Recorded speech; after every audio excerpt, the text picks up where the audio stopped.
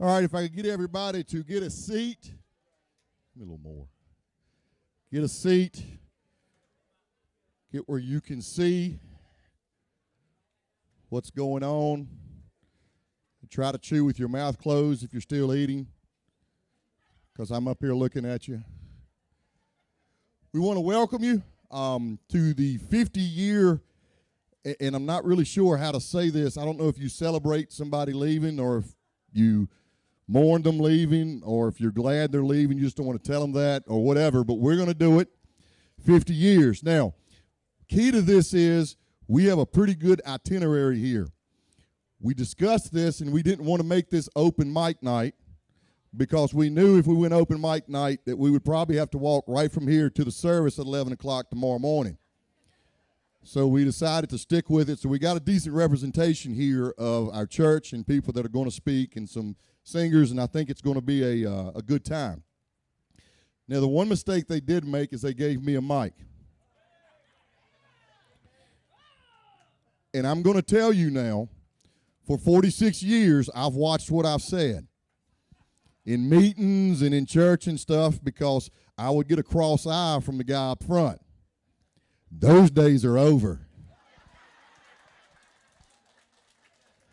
In fact, he said he's not even coming to business meetings. I can't wait for the first one. I'm going to complain about carpet and all kinds of stuff. I don't know what it is. I'll figure something out. But the other week we were talking about it. Dad and I were talking, and I said, "Are you ready?" And he said, "Oh yeah." And I told him, I said, "Now I got some issues here that we got to talk about." Some of you know who Bobby Bowden is. When he was coaching at Florida State and getting ready to retire, he said, "I'm not really looking forward to retirement because the next major event in life is dying." And so I told Dad, I said, "Now listen, I think the reason that at your age, and it's up there, at your age that you still have a good memory and you're a little spry and doing what you're doing is because you've been working so long. It keeps your mind sharp and keeps you healthy. We can't just stop and see you sitting on the porch every day for the next couple of years." And he looked at me and he said, "You're worried I'm going to die, aren't you?" And I said, "Yeah, that's kind of what we're talking about." But 50 years is a long time. It really is. It's longer than my life. And so kind of in what has been a tradition that I think goes back to Dad, and I know Tony did it, Taylor does it, Keith has done it with the youth. When they graduate, I thought about some things that were going on 50 years ago. So 50 years ago, the computer was not in everyone's home or business. Now, I know for some of y'all, you don't understand how that works, but they did not have computers in there. They wrote things down on pens and pieces of paper and that sort of stuff. The internet did not exist. No text messaging, no email, no social media, none of that did not exist. Some of this hit you pretty close. The Vietnam War was still being fought 50 years ago in 1970. The Cold War was still very cold. We were worried about the Soviet Union. We took care of that. The cordless phone, not the cell phone, the cordless phone had not been patented yet in 1970. Air conditioning was not a standard feature on cars. Cars had 8-track tapes. All right? Now, for you younger people, that's like having a file on something that's plastic and you put it in and played it. I know you don't understand that. Plumbing did not exist at Hales Ford Church. There was no plumbing. You had to go across the road to a Johnny house. Bless her heart. Some people just don't understand. See, they dug a real big hole and it had a door, and that's, yeah, okay. All right. I'm always teaching. And newspapers, yes. Had newspapers there. And I think this is a big one. I wasn't even born yet 50 years ago. That was a big one. But I started thinking about some of the things that just in being around Dad for the last 50 years, you always talk about what you're going to miss and that sort of thing. I made a list of the things he's not going to miss. Deacons meetings, where you spend hours discussing things that in the long run usually don't mean much, and You have to be the referee in a deacons meeting. He's laughing, and that y'all not laughing. He's laughing. Okay, that's all I'm really worried about. I told you the muzzle was coming off. Business meetings. Not gonna miss business meetings. Spending 45 minutes discussing something that really doesn't matter. All right, 45 minutes. This is a big one. Now, it's gotten a little better here lately, but there for a while, some of you remember this, know what I'm talking about. He's not going to miss trying to figure out what the youth pastor's doing. All right, there have been times where there's been cow poop in a chapel, or loud noises, or I remember a water float in the baptism. Not going to miss that. He's not going to miss pulling out of the parking lot at night, looking back and seeing a light on inside the church. That's not something he's not going to miss. He's not going to miss locking doors. He's also going to not miss locking doors that were locked, but somebody come in, cut on a light, unlocked the door, and left both of them unlocked and the light on, and he has to go back and cut them off. Not going to miss that. He's also not going to miss going to the hospital to visit someone who was just discharged. But those are a few of the things. I'm sure he could give you more if we let him talk about it, but we're not. We're going to move on with today's program. And next we have, as soon as Wes hits this,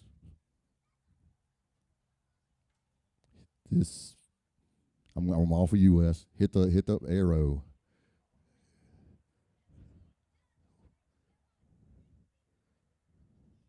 There you go. Pastor Likens from Westlake Church is now going to come up and speak. Thanks, sir. Thank you. I still have business meetings and deacons meetings, so I will be nice. I got to say, after hearing that list of what you're not going to miss, retirement sounded pretty good right about now. But seriously, I do want to say on behalf of my family and Westlake Baptist Church, thank you. And congratulations for everything you have done. I've been blessed to work the last 11 years there at Westlake Baptist Church, and that means for the last 11 years, every Easter, we try to pick a time, and I'm typically not allowed to pick anymore because I think, 6:30, the sun will be up. 6:30 is quite dark for those of you who show up there, so I'm letting everybody else pick that time now. But our churches have gotten together the last 11 years since I've been there and even before and done that, and that has always been a very special time for us. We changed the format several years ago in which whichever church was hosting it, the opposite pastor was speaking. That was a good change because I was starting to notice that when it was my turn to speak at Westlake, my people stayed in bed. When they heard that Pastor Melvin was speaking, they were all there. I don't blame them. But that 2009, that first Easter, was not the first time that I had the privilege of working with Pastor Melvin. It was actually back in 2006. I was fresh out of seminary, and so for those of you that don't know what that means I have a lot of information and no clue how to use it. But I was convinced I could pastor a church. And it was about, 2 weeks into my pastorate there in which one of the longtime members, Charlie Lively, had passed away.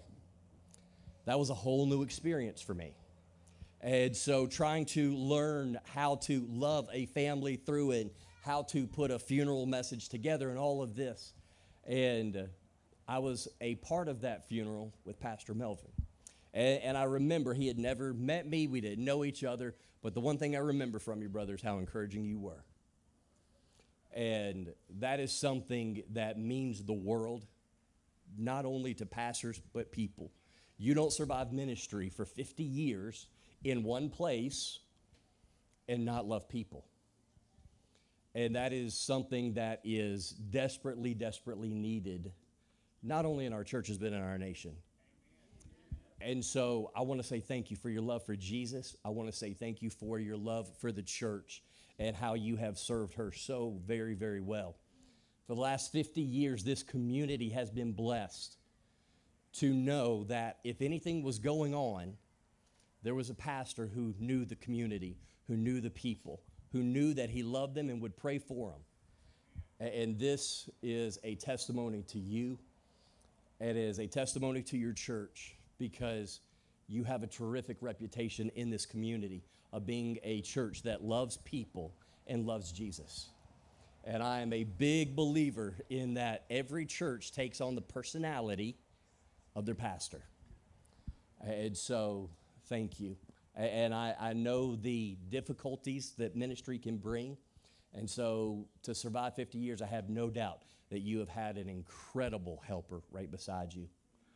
And so this is thank you to both of you, because pastors' wives, they never talk about it. And if mine knew I was talking about it, she would not like me. We often talk about, October, it's Pastor Appreciation Month. That's an uncomfortable month for most of us. And they talk about all the sacrifices that pastors make and all the things that they do. But what they don't realize is behind every successful pastor is a woman who loves Jesus more than she loves her husband, who makes just as many sacrifices for the church that her husband is. And so, Mimi, thank you for being there, for loving. Yes, absolutely.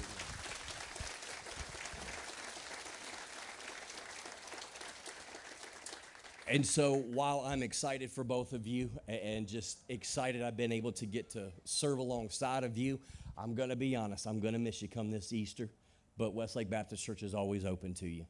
So thank you, and God bless you.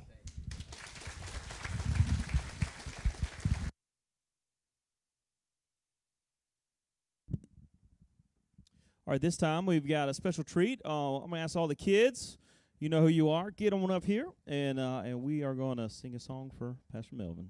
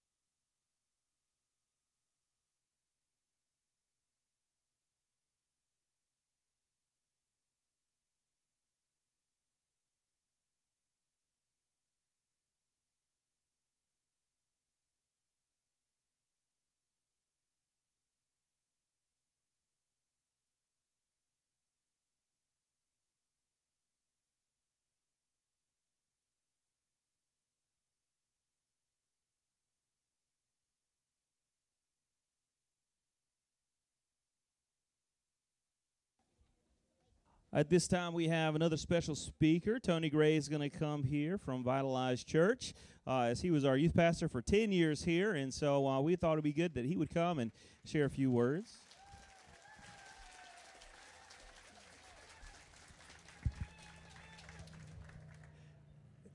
I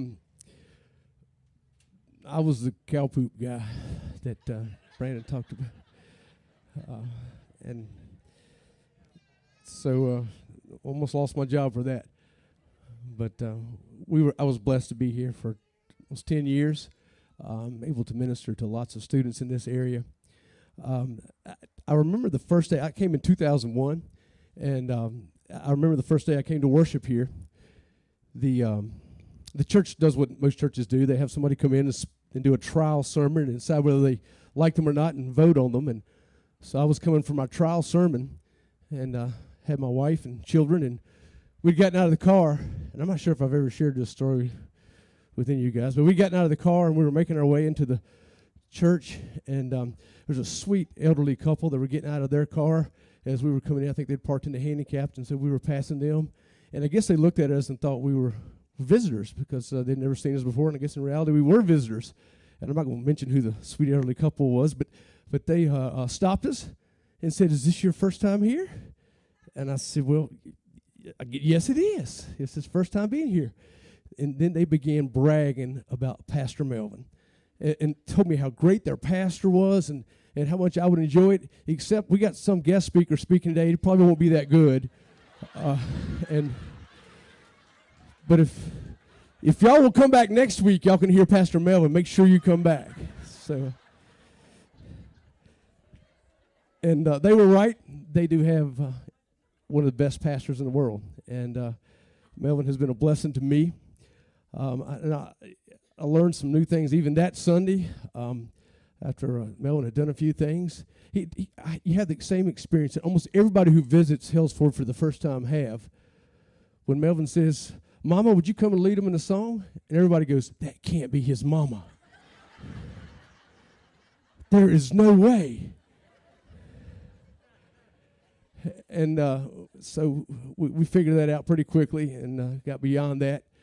But it worked both ways. Melvin, he may have gotten all this taken care of, but when I was here, he struggled with names, sometimes forget people's names and call you by the wrong name. The first day he introduced me in front of the church, I guess he got my last name mixed up a little bit, so he called me, "This is Gary, and we're going to vote on him."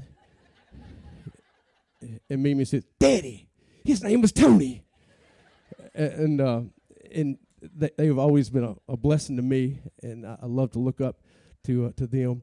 One of the things that I saw in Melvin, and I experienced it firsthand, I guess, when you went into Melvin's office, I don't know how many of you have ever had to do that. I mean, had the privilege of doing that. I would go into Melvin's office often. I have something I need taken care of, or have a question, something I needed to get answered, something I was dealing with. And he had this amazing ability of allowing you to sit down and you would talk, and he would just look and listen. You'd wait for him to say something, and he would just listen, let you keep talking. Every once in a while, he may ask a question about your question, and yet, if you sat there long enough, you would talk yourself into the answer that you knew you already had before you walked in there. And Melvin says, "Anything else I can help you with?" And just great wisdom. I think you guys know the verse that he quotes most, but one that you may not have heard as many times as I did. I think it's James 1:5.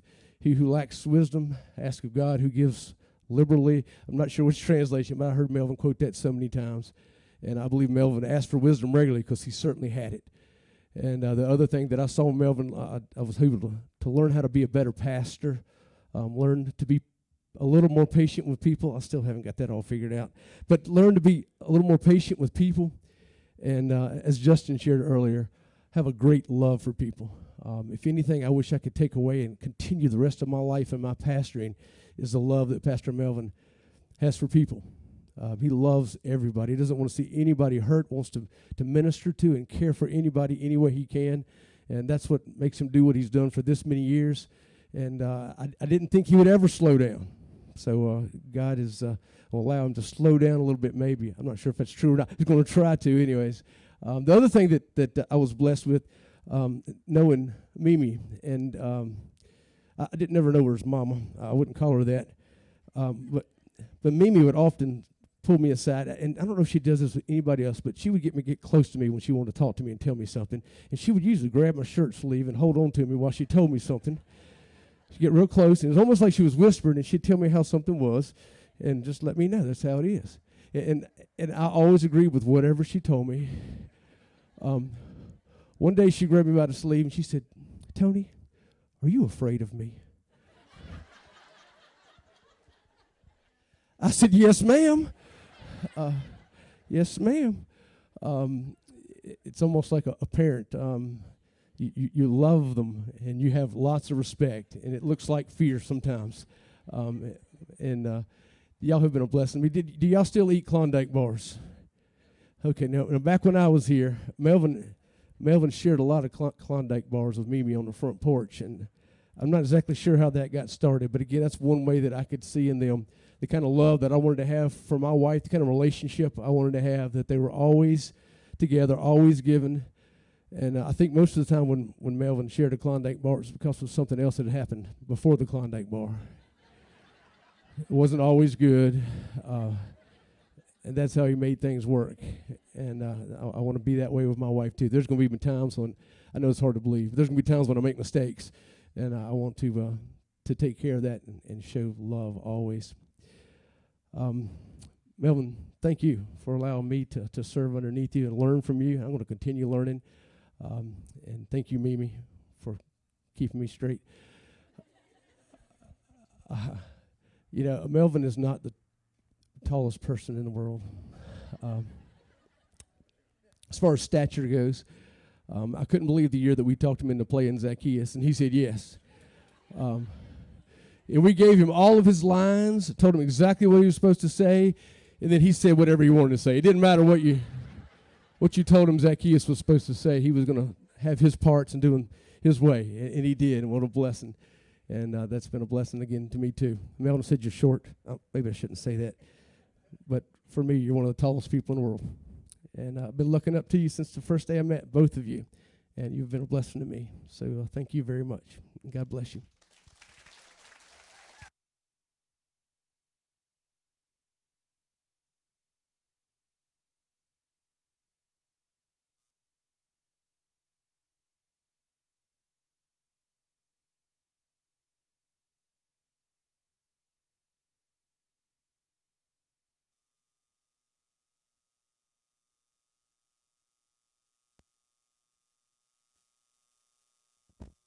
Melvin, I can't tell you how much I regret not being with you in Hellsford Baptist Church today, honoring those many years of faithful service you've given to the church, your 50 years of faithful gospel ministry.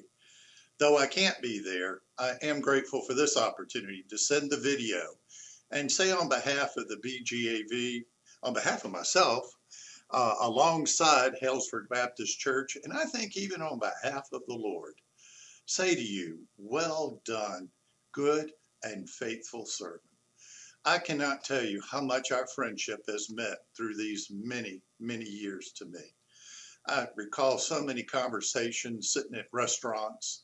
I'm so excited to have found a friend that enjoys Chinese food as much as I do. I remember many a conversation over a bowl of rice and noodles. Fun conversations. I remember times walking through the church with you, many times, hearing you share the vision that you had for Hellsford Baptist Church, and through the years, watching the Lord through your ministry fulfill the vision that he placed inside of you and the leadership of the church. That has been a tremendous joy to me. I've enjoyed coming to the church and listening to the children reciting scripture in Awanas in the Family Life Center. And how many times have I sat in the pews of the church waiting to go up to the pulpit and watch the children, just loads of children running to the pulpit for their family time, for the children's sermon time.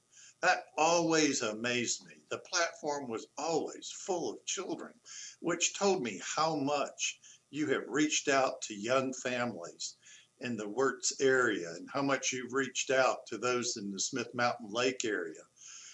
And not only did you reach out to families and have a tremendous impact there, you've been an evangelist. You shared the gospel with all those who've come to the lake area, many of whom never stepped foot in a church before, never had opportunity to hear the gospel presented to them. And in your gentle, loving, but evangelistic way, you shared with them the love of Jesus Christ. But not only did you share with them the love of Jesus Christ and they come to faith through your witness and testimony, you also discipled them. I always find it amazing that when we become a believer in Christ, it's almost as if Christ put a crown of glory over our head. But boy, that crown sure is big and it wobbles on our head rather loosely, much like a child trying on daddy's hat or a daughter trying on mommy's hat. It just looks strange, feels strange, wobbles all over the place. But through your discipleship, you have helped so many grow into that crown that Christ has placed on their head. I don't know what the Lord has in store for you in the days ahead, but all I know is you've got too much energy and you've got too many gifts for the Lord not to put you to work in some kind of way. It's going to be fun to watch what the Lord has in store for you next. Also want you to know we're going to stand right alongside the church as the new pastor comes in, and we're going to be the friend that we've always been to the congregation. So Melvin, thank you, friend. Thank you for friendship. Thank you for being an excellent pastor. Thank you for loving a congregation in every way and giving of yourself so deeply and caringly to each and every one. God bless you. May this retirement be a great reward and may many memories flood you. And I just pray that today, on this day of celebration, lots of laughs, can't do the hugs, I guess, so lots of elbow bumps, and just a day of celebration. God bless you, and know your BGAV is celebrating with all of you today.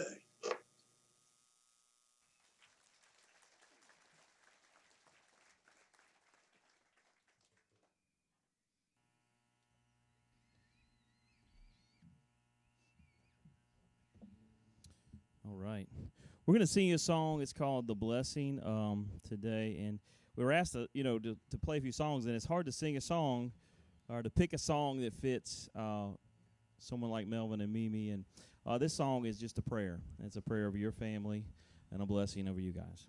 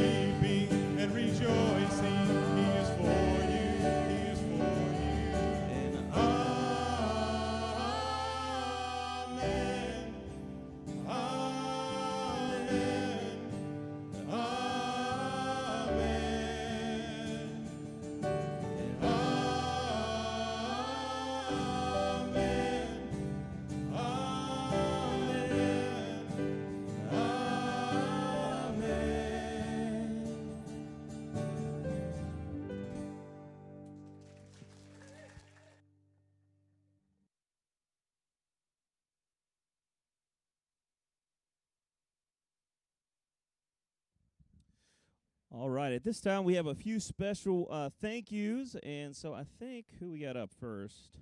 Jerry Booth is going to come up and read a few words.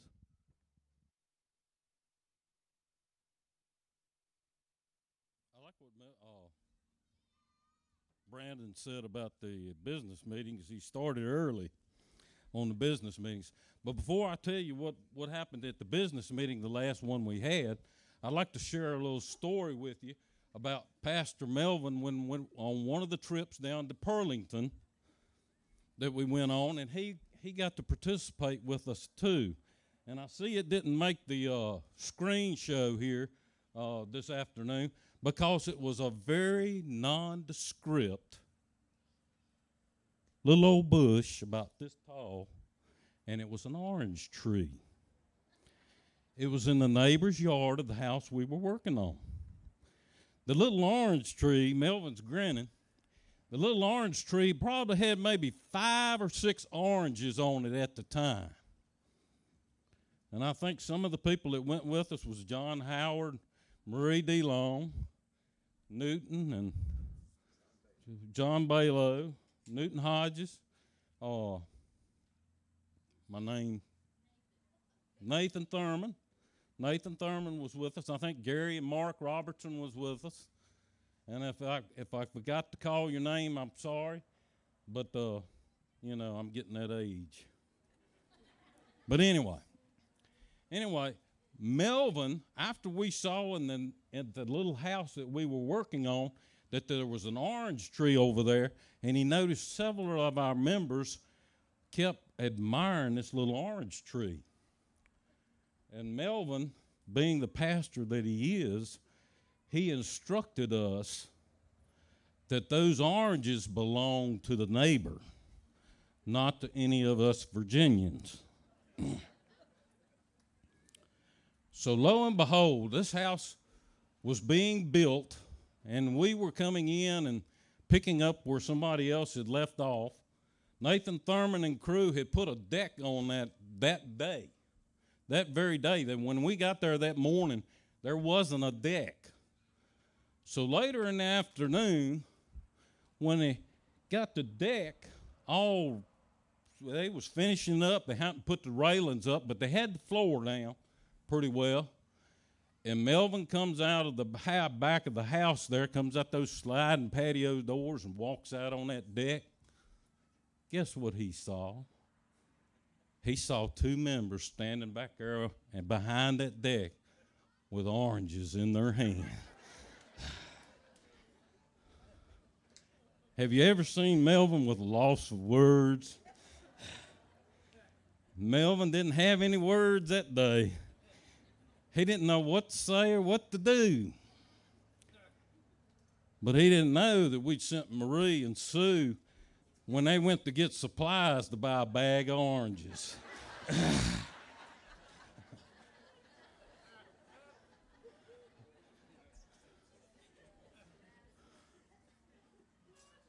I thought maybe y'all would like it. I see Melvin still likes it pretty good too. This past business meeting was held on Sunday, August the 23rd, 2020. I made the following motions. I haven't been in a Baptist church for a very long time, in fact, most of my life. I heard that if you could take and make a motion to burn the church down, you'd probably get a second and a passing vote on it in a Baptist church. And that's most likely true. I made the following motion. I tried to get Marcella DeLong to make the motion, but she said no, she didn't want to do it. She'd been here too long. I don't know what that means. Says, as a member of Halesford Church, I want to thank Pastor Melvin and Mimi Harris for nearly 50 years of dedicated service, sacrifice, and putting up with the membership of Halesford Baptist Church. And I'd like to say all of us would like to join in on that. Pastor Melvin, for those late night calls to calm a fear or pray over a member's needs. For those early mornings you get up to attend to a member's arrival at the hospital before surgery. For your leadership and guidance through numerous building projects. For your continued preaching the gospel and spreading the Lord's word throughout this community. for just putting up with us, EGR, that's extra grace required, people, for the missed and lost sleep, meals, and time with your family, and for allowing us to be us without judgment.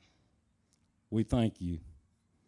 For Mimi, for working, directing, and leading the choir and congregation, for allowing Pastor Melvin to minister to the needs of Hellsford Baptist Church, and for providing support to Pastor Melvin. We thank you. And it was seconded by Marcella DeLong.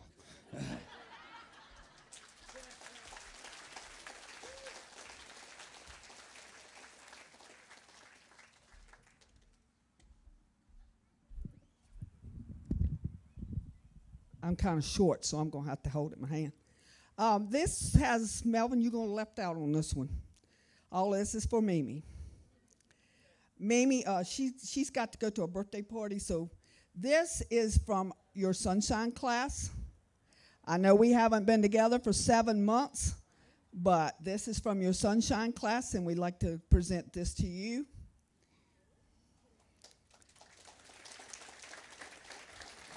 And we love you just as much, even though we haven't been together for 7 months, and hopefully we're going to be back together real quick. And that's from your class. All right, this next presentation, I don't know how many of you know, but as I was youth director at this church a long time ago, I retired in 1997, so that tells you how long it's been. And the day that, the last time we went to camp, my kids gave me a journal. And in that journal, they had all signed it. I still have that journal. Some of them have children now that are in the youth group. And I get that thing out and I read it every once in a while. I ain't going to say I read it every, but a couple months ago I got it. But when I was thinking, what could the choir do for Mimi for all the years that she's put in? I've been in the choir 43 years. And I thought, what is so special? And that's that journal. So we have a shopping day, or we used to. We didn't this summer. But in February, we went shopping. And when I said, now, girls, we got to find Mimi a journal. So I found this journal I thought was really cool. But Vicki Hodges found one cooler. And she said, look at this. Now, I know you all can't see it, but on the front it says, I can do all things through Christ who strengthens me. And I said, that's it. And she says, well, if you want yours, I said, that's the journal. So we got this journal, and I thought, now, this is going to really be an easy job, you know, to get everybody that has ever been in Mimi's choir that's still living to sign this journal. Oh, my goodness. So we started out, and it was pretty easy for the month of February. So after February and after the 1st of March, when the world shut down, this journal has more miles on it than Melvin's put on his car in 50 years. But with the help of my mom and Vicki, to my knowledge, everybody that is alive has been contacted, and there's only just a couple people that's not in this journal. And unfortunately, there's 2 people that have signed this journal that's already passed away. Now, I know how much that I have appreciated this journal. It's going to be a blessing to her when she sits down and reads it. I have not read the journal. All of y'all probably think I read everything that you wrote in there. I have not read the journal. That's Mimi's journal, and she's the only one. I mean, I don't know whether people read it or not. We have, like I said, it has traveled miles. People have snuck it around. People have snuck it in the church. People have come. Finally, at the end, I was getting so desperate, I said, I'm here at volleyball on Tuesday night. Get your butt here and sign it, okay? And you'd be surprised how many have done it. You don't know how glad that I am that you got this journal. I have guarded it with my life. You know, this week, and I'm not going to spoil who it was, this week it had to take another little trip. And the person my mom had it, and she said, if you lose this journal, I'm leaving this earth. It come back, and now it is in your care. I hope you appreciate it, and I am so glad to turn it over to you.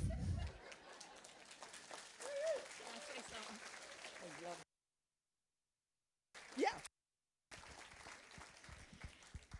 This is so unique.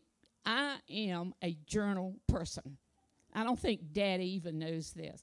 I have been keeping a journal ever since Brandon was born or either in grade school. And I still got it all, and what I want my grandchildren to have it and to read it and see what we done day by day. Every day I write in my journal of what we have done as a family. So I will enjoy this. I know I will. Thank you that have made the effort to give it to me, who have got miles on your cars and vehicles. I appreciate that. And maybe one day you'll get to read it. Maybe. Thank you. Thank you so much.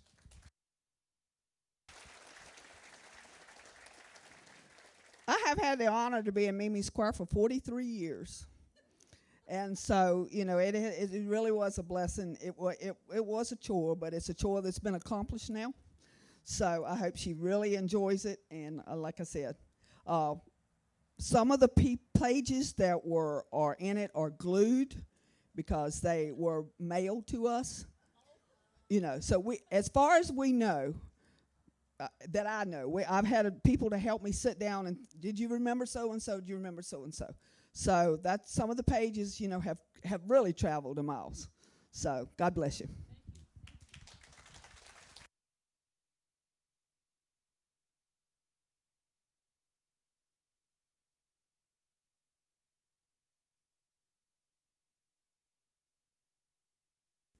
On behalf of the deacons and Halesford Baptist Church, we'd like to present this plaque to Pastor Melvin and Mimi Harris for the honor of the 50 years that you have been in ministry with this church. And it will be displayed in the chapel on the wall.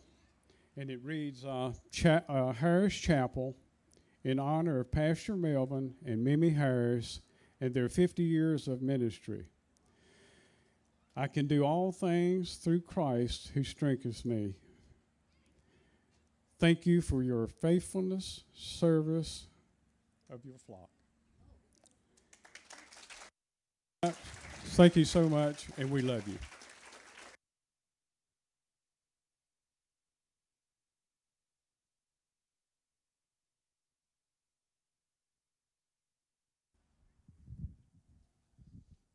So we're the two guys he's got to put up with, or has been for the past several years. I've been here 6 years. It'll be 6 years in December, and I remember the very first time I saw Melvin. He wasn't a part of the search committee or anything, so I went through all that and all the interviews, and then I remember that first sermon. Me and Summer came in, and we were kind of shell-shocked. I was kind of like Tony, you know, where you walk in, and I remember this little short guy up there, and then he kicked that leg up. He did this number, and that little hee-hee, you know. I said, this guy's something else. This guy's something else. And I knew that this was a special place. And over the past 6 years, it's been really good knowing one of the things that Melvin is great at is loving people. And I got to go on many hospital visits with this man, and it is amazing. It's amazing just to watch. And so I would sit back and just watch him interact with people in the worst situations, in the most heartbreaking situations. And he had a way of putting people at ease, but yet giving them hope and encouragement. And when we left, they were hopeful in all of those situations. And so I'll never forget that. Never forget that. And matter of fact, I took my Bible last week, and I wrote down all the scriptures that you would read, because I was like, I don't want to forget any one of these. So I was like, I just wrote them all down so I can remember. And so I want to thank you for allowing the opportunities you've given me to serve here. Not many pastors give up their pulpit for some young guy that's walking in and say, hey, I want you to get some experience, get up there and preach. It doesn't happen very often, and so thank you for that opportunity, and I always cherish that. And so we have a few things we want to present you with, but before that, I'm going to let Taylor talk for a few minutes.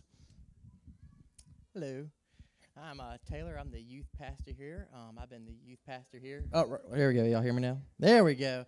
I'm Taylor. I've been the youth pastor here for about a year now.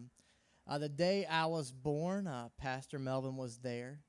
The day I accepted Christ, he was there. He baptized me. The day I got married, he married me and my wife. And the day I got my first full-time job, he was there, my first full-time boss. So Melvin's been a lot of firsts in my life, and it's just been an amazing experience. I remember the first day I was working, first time full-time, I was sitting down, and he gave me just some wisdom to pass to me. You know, he said, always be slow to speak, but quick to listen. Have a soft heart and thick skin while you're in ministry. But most importantly, please do not bring cow manure into the church. So it's been an awesome it's been an awesome journey. A couple of weeks ago, Melvin was cleaning out all the books in his office. He was giving them away, taking some to the Goodwill, and I remember he asked if I wanted some books, and he brought some books into me that he thought I would really enjoy, and he just sat them on my desk. And I remember I had a meeting with a youth leader, and one of the books in there was just helping disciple and counsel youth. I remember I opened a couple pages, and on a few of those pages, my name was written with certain dates when I came and talked to Melvin. So that was just really awesome to see. But it's been an honor to serve next to you. It's been an amazing ride through the highs and the lows. And at this time, we would love to ask you to come up on stage because we have a couple of things we want to present you with. And while they're doing that, over here on the corner, there's a basket with some cards out there. And some of you want to leave a little note to them. And so what we're going to do is, there's everything you need over there. If you want to sign a little note, a little saying for them to read later, and then we've got a nice book that all of those cards will go into. And so just want to encourage you to go over there and do that, so they can go home and read those thoughts and that you have about them and great memories and stuff. So encourage you to do that after we wrap things up here. Here comes the fun part, Pastor. So we were trying to figure out, how do you honor a man, celebrate a man of 50 years here at this church? And we were going back and forth of things that we can give him, and finally someone said the idea, maybe, how about a gun? So I got the fun task of going to find a gun, and I was sitting there, and they just told me to go find him one. I'm like, all right. And I remember just sitting there just thinking, what type of gun would represent Melvin? And it hit just like a brick wall, literally driving, because after many, many conversations of just talking to you, I knew exactly in that moment what to get him. If you can hold this real quick.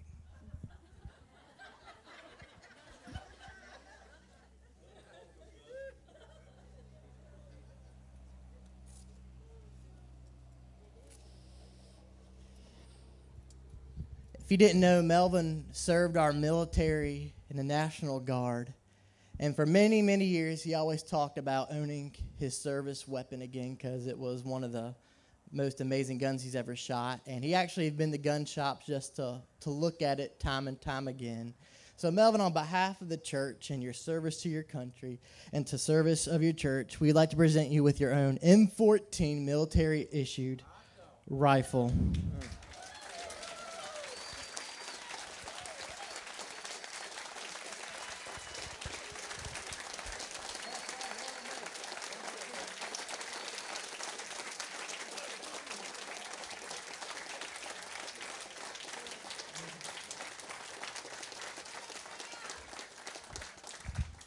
Yes, it works. I tested it out.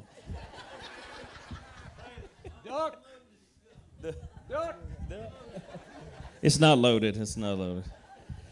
You guys are hard to shop for. You know that? It's hard to find things. But so Mimi, we also wanted to give you something as well. And so we racked our brain. What do? We called Brandon. He's like, I have no idea. And called So we had a search around. We finally came up with this idea, and I hope that you like it. In a few weeks, there will be a group of men who come to your house, and you get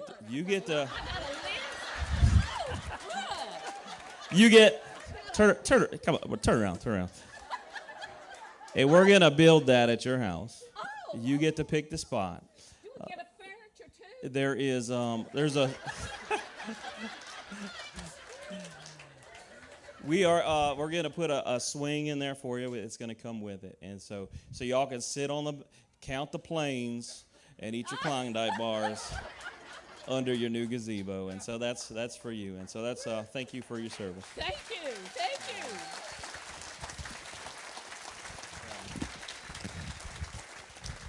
Guys, at this time we're gonna let them speak a few words, and then nope. Brandon said he wants to jump in. He's not on the itinerary, guys. Cut him off.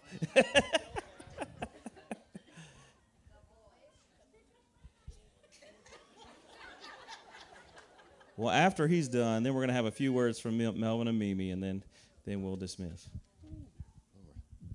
Keith and I talked about this earlier this week, and I said, Keith, I'm just not going to put myself on there since you've already made it, and I'll go at the beginning of the end. And Keith said, okay. And then he forgot, bless his heart. I kind of get the next to last word. We're going to let Dad speak in a minute and try to remember that all this stuff has got to be taken down. So we got to get this. So when you talk, you got tomorrow, buddy. One of the things that I thought about is, what do you say about somebody that's been somewhere 50 years, and you start thinking of using big words like legacy. It's a big word where I come from. And, what are legacies and what do legacies look like? And they look different for different people. If you've worked in a company for 50 years, your legacy may be something special that you did in the company, or it may just be that you showed up every day. I know for teachers, we talk about this sometimes. It's kind of unique. Whenever I get to retire, which my wife says a long time from now, your legacy is really not at the school. It's the people that have left. Because in a couple years, nobody will know who I am because there'll all be new students. But when you talk about a legacy, really it's what happens after you're not there for whatever reason. And I was thinking about Dad's legacy, and I'm going to be honest, this is more about us and less about him right now. Because I think it's really important to understand what a legacy will look like. And when you have changing of leadership in churches sometimes you have people that just kind of drop out. It reminds me of a scene from the greatest TV show ever created, the Andy Griffith Show. And Andy is on the porch and he's reading with Opie, he's reading the comics, and Aunt B comes out and she says, hey, you got to get ready to go to church. We got a guest speaker. Well, Andy says it's just because he's from New York and he's famous. And Aunt B says everybody's read his book, and of course Andy hadn't read his book. But they start to get in a little bit of an argument, and Andy says, we've been taken from Reverend Tucker for a long time, and I ain't about to change. And then Aunt B reminds him, hey, Andy, they're both on the same side. Ironically, I think that's important for our church to remember now, because the legacy of what Dad has done here continues as long as we continue it. If we decide not to continue it as a church, then the legacy dies the minute he walks out the door.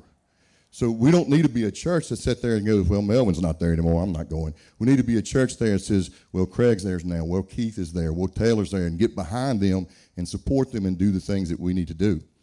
We also need to make sure that we're a church that, and this is a personal opinion of mine, but again, I sit the muzzles off. He can't say anything to me now. We need to be a church that makes sure that we're doing the work. It's real easy in churches today, and you see it a lot of places, where churches are getting to the point they're getting like the government. They want to throw money at a problem. We'll hire somebody to do that. We'll hire somebody to do that. Well, when Jesus gave the Great Commission, he didn't say, go ye preachers and go ye ministers into all the world. He said, go you.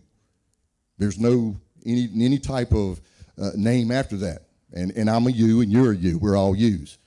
So that's kind of the legacy that we need to think about, is it's kind of in our hands now. Dad's done his part. He's going to go home and count planes and sit on the porch and eat Klondike bars. And I got a feeling he's going to call me a whole lot and have ideas of things he wants to do. But we have a legacy. We have some things that we have to do and continue to do here because our work's not done. Just because there's a change in leadership, our work's the same. I thought about some things that, what would you say or what would you answer if somebody said, well, what's the things that Dad taught that you kind of remember? And I wrote a couple down, and I got my wife to approve them, so evidently they're right. Number one, don't get involved in sanctified skirmishes. They only tear down what God is building. It's real easy to get focused on what we think or what we believe, but it's really not about us, guys. It's not. If it was about us, God would have set this thing up a whole lot different. All right, God's done more for us than we need if he never does anything for us again. So we need to keep that in mind and realize that maybe what we need or what we think is not the most important thing. The second thing, keep the main thing the main thing. We know what the main thing is, but we got to keep it the main thing. If it's not the main thing, something else is the main thing, then it's not the main thing, and we've messed up the main thing. Hope everybody followed me there. Girl, I'm not a preacher, but I can bring it if you need me to. Keys on the organ, we can make it happen here. You need to. The third one, and I'll be honest, this one has really been good for me in my job, because there are times, believe it or not, where people don't believe the basketball coach is doing the right thing. It's amazing. It's amazing. I tell people 22 times a year I'm the dumbest guy in the gym. All right? But seek first to understand before being understood. We're quick, and if you look around in this world right now, there are a whole lot of people that are real quick to tell you how they think things should be. Maybe we need to listen, and then listen to what they say and give our opinion later. The last two, we are as close to God as we want to be. And I think for me personally, that's been a big one, because it's as true as it gets.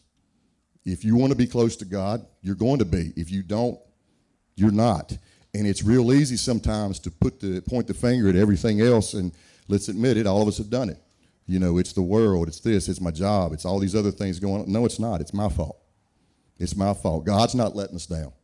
We're letting ourselves down by not getting close to God. So we need to be close to God. And the last thing, and you've heard this plenty of times, God loves you just the way you are, but he loves you too much to let you stay that way. And I think that's a big one, because he does. He loves us all, but he doesn't want us to stay the way we are, because we're all striving for perfection. Eventually we're going to get it, not in this world, but we're going to get it eventually. So, those were the 5 things I thought about, and I really don't know what to say. I'm not a preacher, although I'm a preacher's kid. It's pretty darn close sometimes. So, what do you say? And this is what I would say to my parents. I hope, I kind of hope to get to that age. I don't know if I'm going to get there or not, but if I can get to that age, because that's a long ways off for me. Long ways off. But if I can get to that age, I hope that my kids are as proud of me as I am of my parents. And if I can say that, and if they can say that to me, I feel like I've done a good job. And so with that, and with the idea that we do have to have church in the morning, I'm going to let Dad come up and say a few words. And when you finish, you give the benediction. We won't take up an offering today. We don't have any plates. But you come on up. You come up too, Mom. Y'all say a few words. Ladies and gentlemen, Melvin and Amy Harris.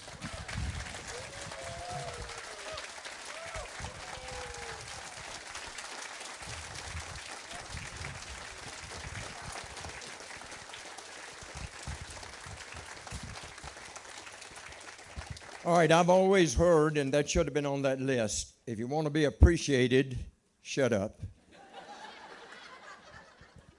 you want to be liked, sit down.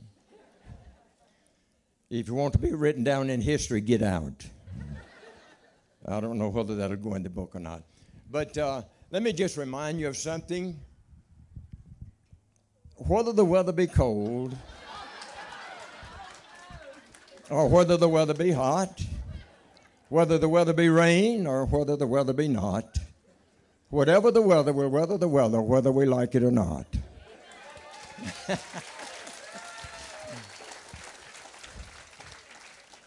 Now, Tony, I have gotten smarter. I remember a lot of names now, but I'm going to let Mama introduce my family, okay?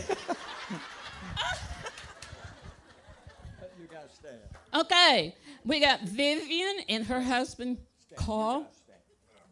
You guys stand. Come on, Vivian. Charlie, help him. Stand means to get up. Charlie is the youngest, and his wife, Flo. Then we have Peggy and her son, Jason. And then the piano man for the quartet, Lynn Austin.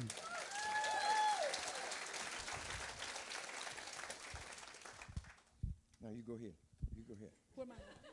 You didn't introduce Carl and Vivian, did you? Did he introduce Carl and Vivian? I remembered that. I was just saying that she did.